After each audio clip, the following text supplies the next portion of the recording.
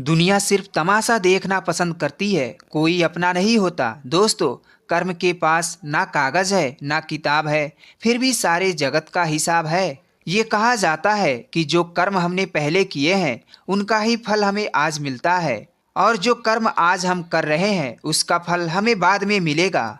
किसी ने सच ही कहा है, दूसरों के साथ किया हुआ छल बर्बादी के सारे रास्ते खोल देता है।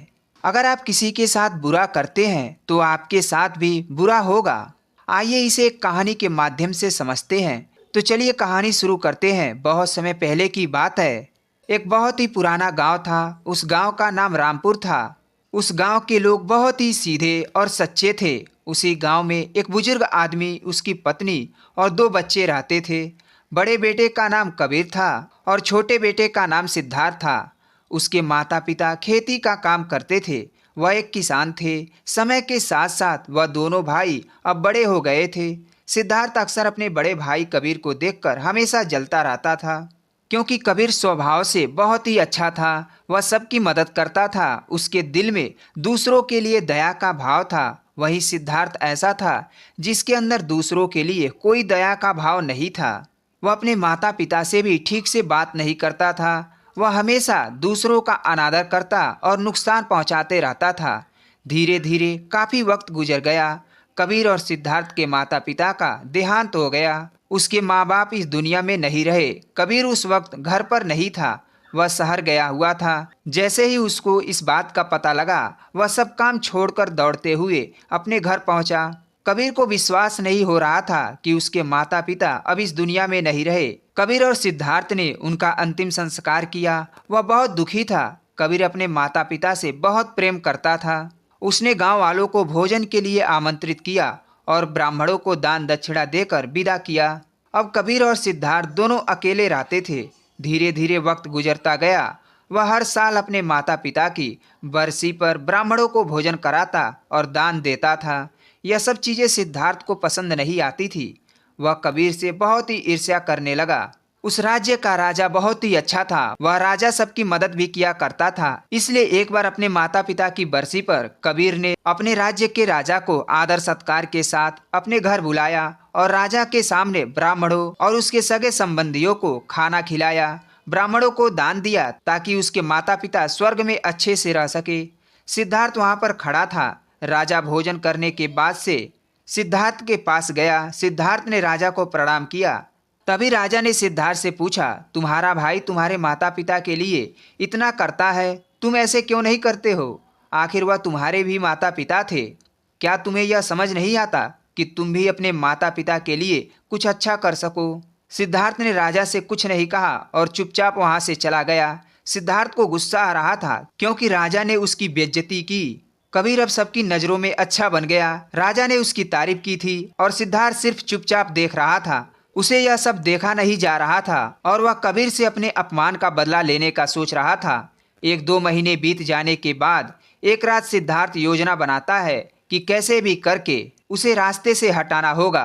अगले दिन सिद्धार्थ ढोंग करना शुरू करता है। नगर के सामने जोर जोर से चीखने लगता है और यह सब दिखावा करता है कि उसके माता पिता के गुजर जाने के बाद वह बहुत अकेला हो गया है और वह अब बहुत ही दुखी है। सभी लोगों से कहता है कि मेरे माँ बाप मेरे सपने में आते हैं।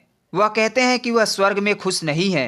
वह कह रहे थे कि कोई वहाँ जाकर उन्हें खाना बनाकर खिलाए, उनकी सेवा करे, वह तभी खुश रहेंगे। उन्होंने मुझे कल रात सपने में कहा था कि मेरे भाई कबीर को मेरे पास भेज दो, वह उनकी बहुत सेवा करता है, वह इसके साथ बहुत खुश रहेगा, तभी उनकी आत्मा को शांति मिलेगी। उन्होंने ऐसा कहा। मुझे ये सपने की बात राजा तक पहुंचानी है और राजा खुद वहां आता है। राजा ने ज्यादा सोचा नहीं, उसे लगा कि सिद्धार्थ सच कह रहा है और कहते हैं यह तो अच्छी बात है।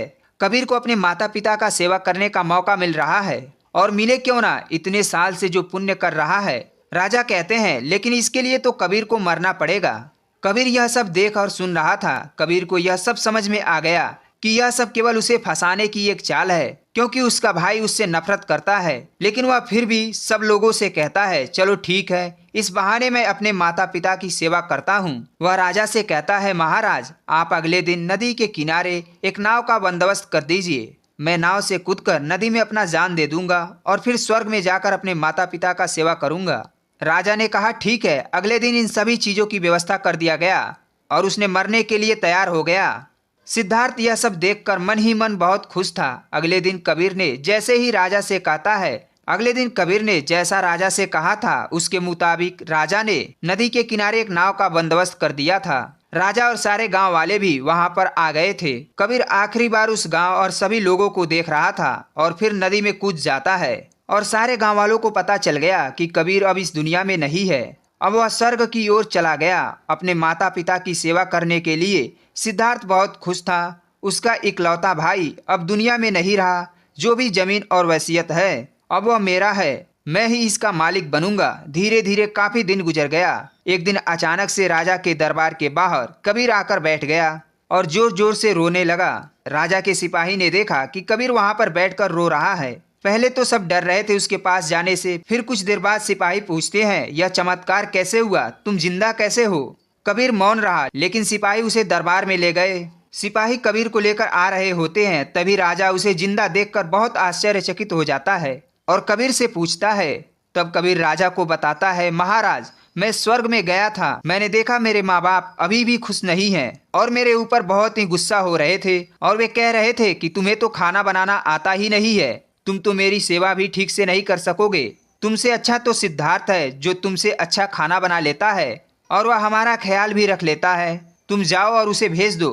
राजा कहता है, अगर ऐसा है तो सिद्धार्थ को इसके लिए मरना पड़ेगा। राजा अपने कुछ सैनिकों को भेजता है और सैनिक सिद्धार्थ के पास जाते हैं और उससे कहते हैं कि महाराज ने तुम्हें दरबार में बुलाए हैं और सिद्धार्थ उनके साथ आ जाता है। राज्य दरबार में पहुंचकर सिद्धार्थ ने देखा तो उसका भाई कबीर वहीं मौजूद था। वह अपने भाई को देखकर आश्चर्यचकित था। फिर राजा उससे सारी बात बता देते हैं और कहते हैं, तुम्हारे भाई ने तुम्हारे माता पिता के लिए इतना बड़ा त्याग किया, अब तुम्हारी बारी है। तुम्हारे माता पिता चाहते हैं कि तुम उनकी अच्छी से सेवा करो। राजा उससे कहते हैं, क्या तुम इसके लिए तैयार हो? सिद्धार्थ सोचता है अगर उसने कुछ बोला तो उसकी योजना सारी विफल हो जाएगी। सिद्धार्थ चुप रहा। सिद्धार्थ अगर कुछ बोलता तो उसकी सारी योजना के बारे में पता चल जाता, इसलिए सिद्धार्थ को ना चाहते हुए भी यह सब करना पड़ता है।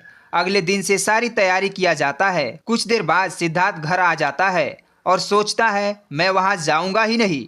अगर मैंने ऐसा किया तो वे लोग सच में मुझे मार ही देंगे। आज रात को इस गांव को छोड़कर मैं कहीं और चला जाऊंगा। दूसरी तरफ कबीर ने राजा को सारा सच बताया। असल में वह जिंदा कैसे बचा था, उसने पहले ही मछुआरों के साथ बात कर लिया था। जब कबीर नदी में कूदा तो थोड़े ही देर बाद मछुआरों ने उसकी जान बचा ली थी, जिससे उसकी जान बच गई और वह 1 महीने तक नगर से दूर रहा और किसी को भी पता नहीं चला कि कबीर जिंदा है और फिर सही समय पर राज्य में लौट आया। यह सब उसने इसलिए किया क्योंकि उसका भाई सिद्धार्थ उससे बहुत जलता था। इधर सिद्धार्थ शहर छोड़कर जाने की योजना बना चुका था। अपनी योजना के अनुसार वह रात के अंधेरे में ही घर छोड़कर भाग जाता है। वह घर छोड़कर कुछ दूर गया था कि तभी राजा के कुछ सैनिकों की नजर उसके ऊपर पड़ी। वह सैनिक उसे रोकने का प्रयास करते हैं। सिद्धार्थ और सैनिकों के बीच हाथापाई होती है और लड़ाई शुरू हो जाती है। सिद्धार्थ को सैनिकों ने पकड़ रखा था। सिद्धार्थ गुस्से में आकर एक सैनिक के सर पर एक लकड़ी से मार देता है। सर पर चोट लगने से सैनिक की वहीं पर मौत हो जाती है।